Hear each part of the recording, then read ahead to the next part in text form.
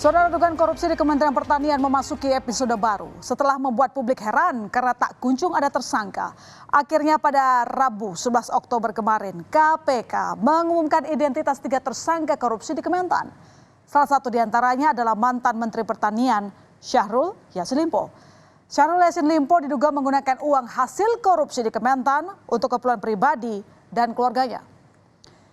Setelah drama panjang dari mulai penggeledahan, temuan uang 30 miliar dan senjata api, serta jurus menghilang, mantan Menteri Pertanian Syahrul Yassin Limpo akhirnya ditetapkan sebagai tersangka korupsi di Kementerian Pertanian.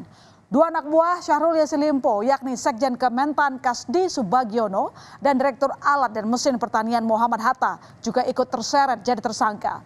Jumlah keseluruhan uang panas yang dinikmati 3 tersangka ini tak main-main, yakni mencapai 13,9 miliar rupiah. Lalu saudara, dari mana sebenarnya Syahrul Yassin Limpo ini mendapatkan uang yang diduga hasil korupsi? Jadi menurut KPK, korupsi yang dilakukan Syahrul CS berupa pungutan atau penarikan sejumlah uang dari ASN eselon 1 dan 2 di Kementan. Yang bikin geleng-geleng, sumber uang setoran berasal dari realisasi anggaran Kementan yang sudah digelembungkan, serta setoran dari vendor yang mendapatkan proyek. Nah, setiap bulannya para pejabat Kementan ini menyerahkan setoran ke Syahrul Yassin Limpo mulai dari 4.000 hingga 10.000 dolar Amerika Serikat. Uang panas yang telah dikumpulkan Syahrul Yassin Limpo ini ternyata digunakan untuk keperluan pribadinya, khususnya untuk keluarga inti Syahrul Yassin Limpo. Buat apa tuh ya? Ternyata untuk membayar cicilan kartu kredit dan cicilan mobil mewah Alphard milik Syahrul Yassin Limpo. Buntut dari dugaan korupsi di Kementan yang menyeret nama Syahrul Yassin Limpo, KPK kemudian mengajukan pencegahan bepergian ke luar negeri selama 6 bulan kepada 9 orang. Dari 9 orang ini saudara, 4 diantaranya adalah Syahrul Yassin Limpo dan 3 anggota keluarganya.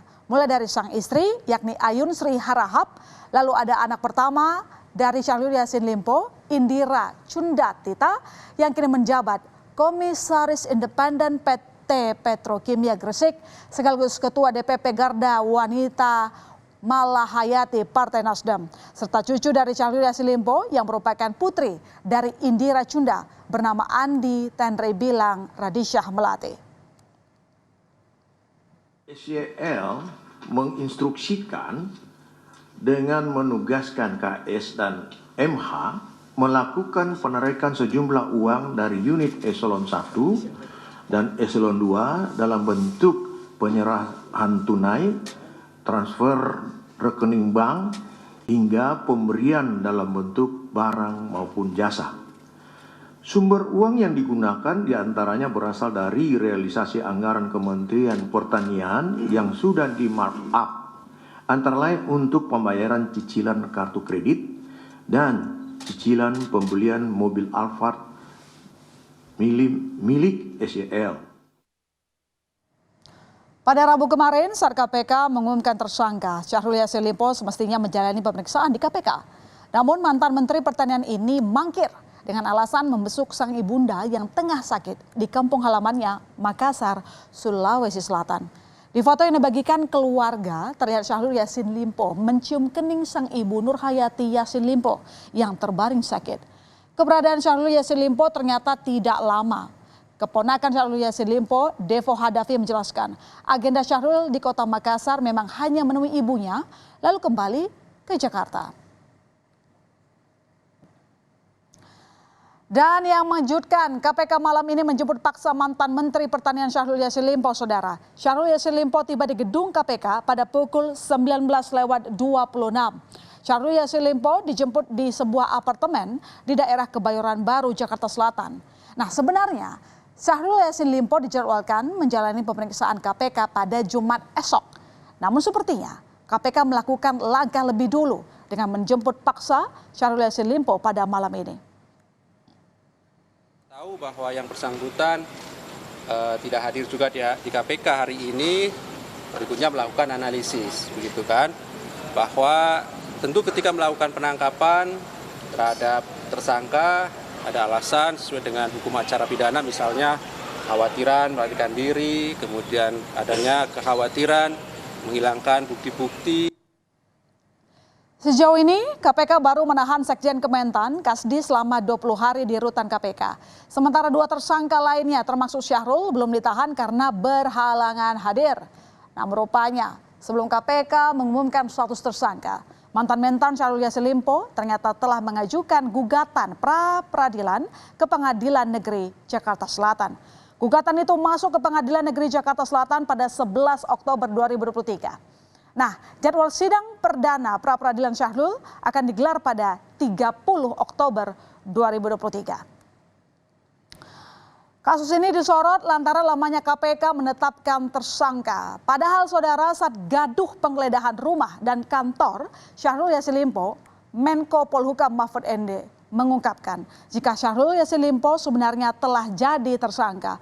Apalagi ada surat pemberitahuan penetapan tersangka atas nama Syahrul Yassin Limpo pada tanggal 26 September.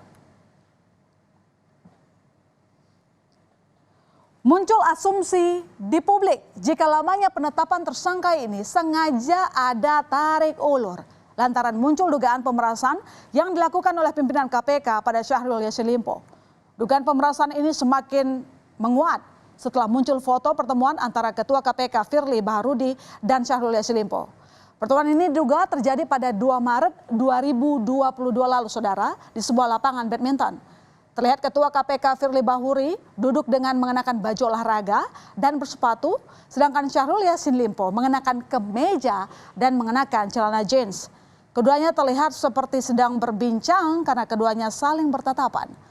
Foto ini baru beredar pada 6 Oktober 2023 kemarin.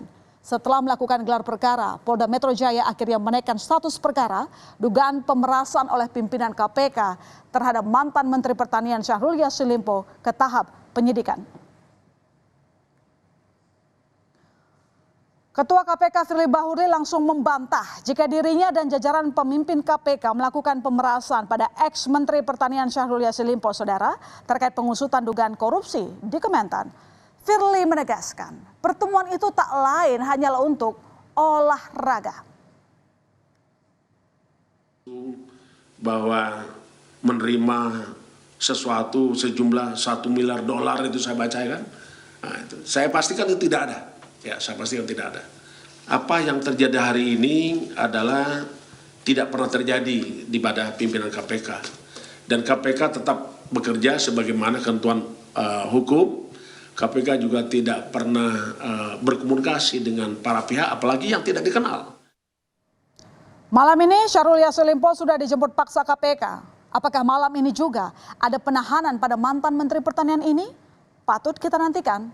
Begitu pula dengan proses penyidikan terkait dugaan pemerasan oleh pimpinan KPK juga perlu kita kawal.